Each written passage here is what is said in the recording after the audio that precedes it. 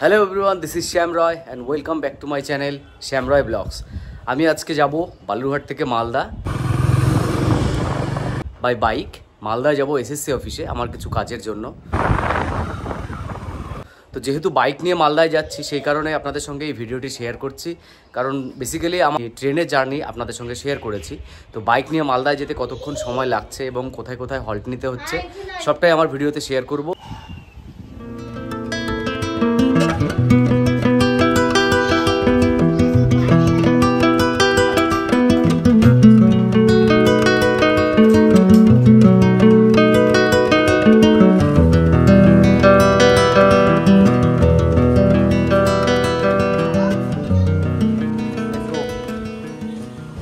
So guys, আমি রওনা হয়ে গেলাম বালুরঘাট থেকে মালদার উদ্দেশ্যে। আজ সকাল থেকে আকাশ একদম পরিষ্কার, যার কারণে বাইরের সিনিক বিউটি কিন্তু অসম্ভব সুন্দর। আর রৌদ্রও ছিল বেশ, গরমও অনেকটাই বেশি। আমি পতিরাম পৌঁছে গেছি। বালুরঘাট থেকে পতিরাম মাত্র 15 কিলোমিটার দূরে। এখন পতিরাম ক্রস করলাম এই মোড়টি।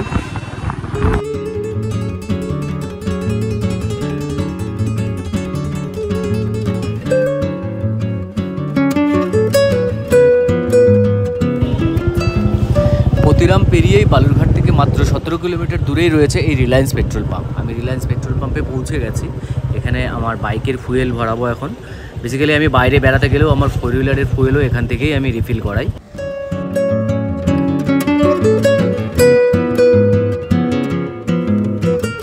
তো গাইস, গঙ্গারামপুর পৌঁছে গেছি। এখন ঘড়িতে বাজে 11টা বাজতে 15 মিনিট বাকি। আমরা 9টা 48-এ রওনা দিয়েছিলাম বালুরঘাট থেকে। এখান থেকে প্রায় 20 মিনিটের মাথায় আমরা পৌঁছে গিয়েছিলাম পতিরামে, এবং পতিরাম পৌঁছে তারপর কিছুটা এগিয়েই কিন্তু রয়েছিল একটা petrol pump. Reliance petrol pump থেকে পেট্রোল ভরিয়ে আমরা এখন গঙ্গারামপুর পৌঁছে গেছি। গঙ্গারামপুর পৌঁছে একটু দাঁড়ালাম, একটু জিরিয়ে নিচ্ছি। আর যেহেতু প্রচণ্ড গরম, তো কোল্ড ড্রিঙ্কস তো খাওয়াটা একদম সেফ নয়, যদিও এটাও অতটা সেফ নয়। তো এটা ইলেকট্রল পাউডারের যে লিকুইড ফর্মে পাওয়া যায় সেটা একটা নিয়ে নিলাম। এখানে খেয়ে কিছুক্ষণ জিরিয়ে তারপর আবার আমরা রওনা দেব।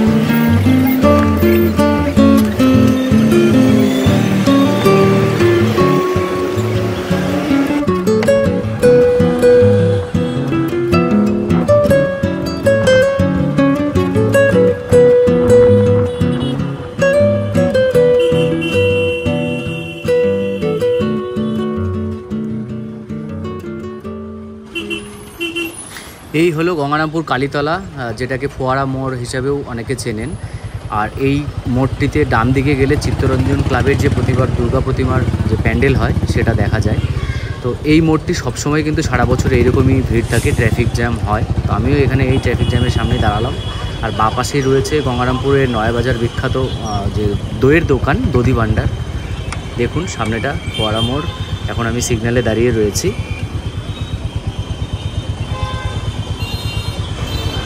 গাইস, আমি এখন দাঁড়িয়ে রয়েছি চিত্তরঞ্জন মোড়, অর্থাৎ চিত্তরঞ্জন ফোয়ারা মোড় বলে যেটা পরিচিত। এখানে ট্রাফিকে দাঁড়িয়ে রয়েছি। এখন এখান থেকে সোজা রওনা দিয়ে আর কোথাও হল্ট নেব না। ইচ্ছে আছে পুরোপুরি একদম গাজলে গিয়ে দাঁড়ানোর। সো গাজলে গিয়ে আপনাদের সঙ্গে আবার কথা হচ্ছে।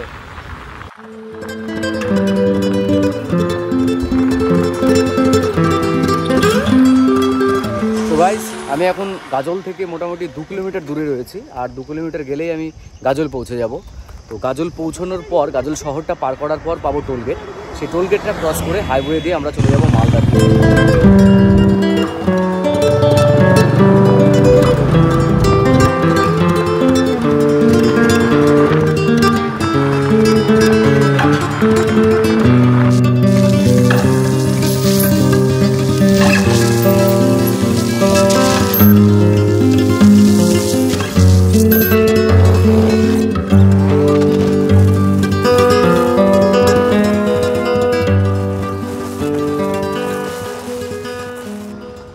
NH 34-এর ওপরে যে গাজল টোল প্লাজাটি অবস্থিত সেটা আমি এখন ক্রস করছি।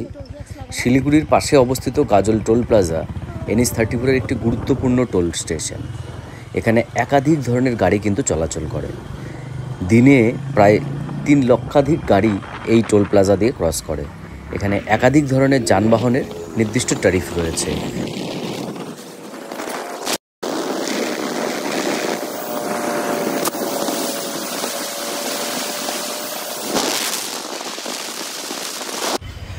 সো সো গাইজ আমি কিন্তু মালদায় পৌঁছে গেছি। এই যে সোজা যে রাস্তাটা চলে গেল এটা হলো মালদা বাইপাস টুয়ার্ডস কলকাতা। আর এই যে রাইট টার্ন, এই রাইট টার্নটা নিয়ে আমি মালদা শহরের দিকে এখন প্রবেশ করব। এখানে ট্রাফিক সিগন্যাল ছিল, সেই কারণে কিছুক্ষণ দাঁড়াতে হলো। এখন এই রাইট টার্ন নিয়ে মালদা শহরের দিকে প্রবেশ করছি।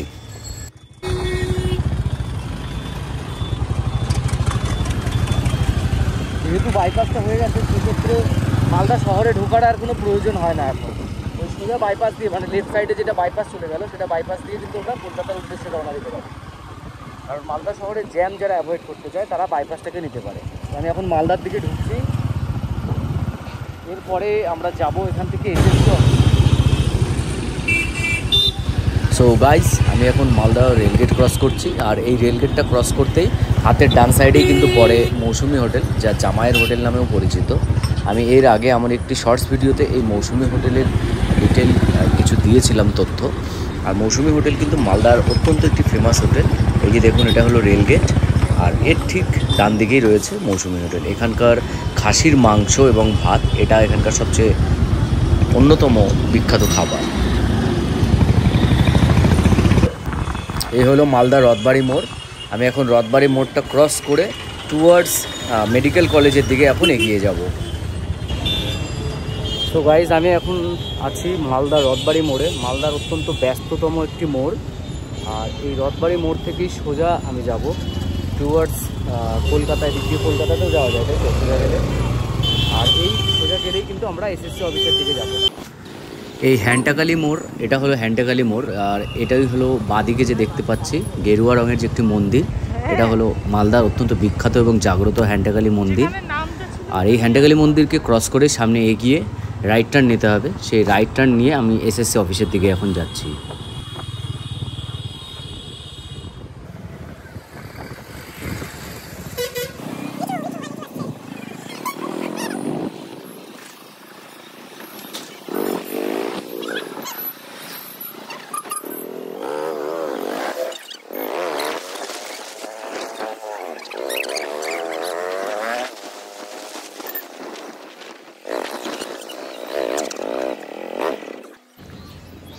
সো বন্ধুরা, আমি মালদায় এসেছিলাম এসএসসি অফিসে আমার কিছু কাজে। তো আমার কাজ এখানে হয়ে গেল খুব তাড়াতাড়ি।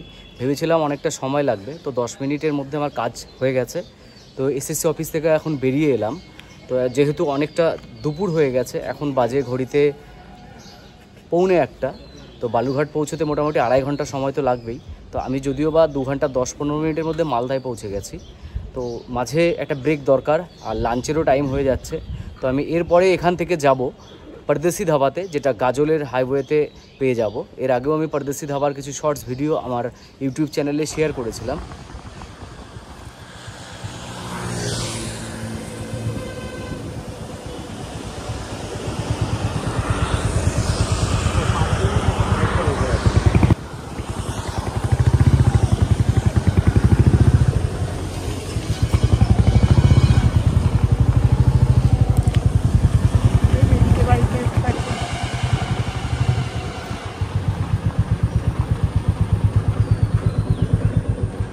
এটা হলো পরদেশি ধাবার পার্কিং।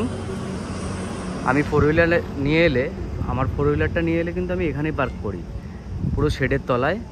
রোদ ঝড় বৃষ্টির কোনো ভয় নেই। সো ফ্রেন্ডস, আমি পৌঁছে গেছি পরদেশি ধাবার পার্কিংয়ে। আর এখানে বাইকটা পার্ক করলাম। এক সাইডে বাইক পার্কিং এবং এক সাইডে ফোর হুইলার পার্কিং। একটু ফ্রেশ হয়ে নেব, ফ্রেশ হওয়ার পরে খেতে বসবো। তো দেখা যাক আজকে কি খাই। এর আগে আমি এখানে থালি খেয়েছি, ভেজ থালি, ফিশ থালি।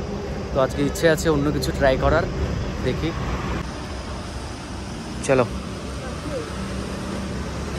এন্ট্রান্সেই কিন্তু সামনে ডান দিকে রয়েছে একটি সুইট শপ, আর এর পাশে রয়েছে একটি ওয়েটিং এরিয়া। আর এই ওয়েটিং এরিয়াতে আপনারা কিন্তু অপেক্ষা করতে পারবেন। এছাড়াও মেইন যে রেস্টুরেন্টটা রয়েছে, যেখানে খাবার দাবারের যে জায়গাটা, এখানেও কিন্তু একটি ওয়েটিং এরিয়া রয়েছে। সো এখানে বসা বা অপেক্ষা করা নিয়ে কোনো প্রবলেম হবে না। এটা কোনো পেইড প্রমোশন নয়, জাস্ট এখানকার শুধু এক্সপিরিয়েন্সটা আমি আপনাদের সঙ্গে শেয়ার করছি, কারণ এখানে আমি বহুবার এসেছি।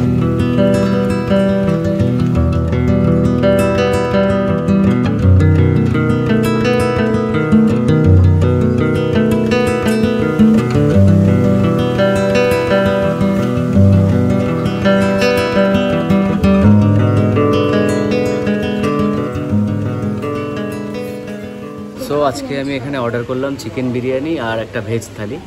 তো আমি আপনাদেরকে দেখাচ্ছি চিকেন বিরিয়ানিটা আর ভেজ থালিটা। বের করো। একটা চিকেন লেগ পিস দিয়েছে, দুটো চিকেন লেগ পিস দিয়েছে। এটার দাম 200, কত বলুন? 210 টাকা। 210 টাকায় চিকেন বিরিয়ানি, দুটো লেগ পিস, যথেষ্ট ভালো। আর এই হলো ভেজ থালি। ভেজ থালিতে রয়েছে, এটা কি, এটা কি তরকারি? ডাটা, আলু ডাটার একটা সবজি, তার পাশে মসুর ডাল, এঁচড়ের তরকারি, স্যালাড, চাটনি, রসগোল্লা, পনির, টক দই, আলু ভাজা, ভেজ চপ, আরও একটা মিষ্টি কুমড়োর একটা সবজি আর ভাত। ভেজ থালিটাও কিন্তু যথেষ্ট সুন্দর। সো ফ্রেন্ডস, আমাদের লাঞ্চ হয়ে গেল। তো আমি এখন পার্কিংয়ে চলে এসেছি বাইক নিতে। এখান থেকে এখন বালুরঘাটের উদ্দেশ্যে রওনা দেব। লাঞ্চটা বেশ ভালোই হলো। তো ভিডিওটি আজকে এখানেই শেষ করছি। ভিডিওটি কেমন লাগলো তা অবশ্যই কমেন্ট করে জানাবেন।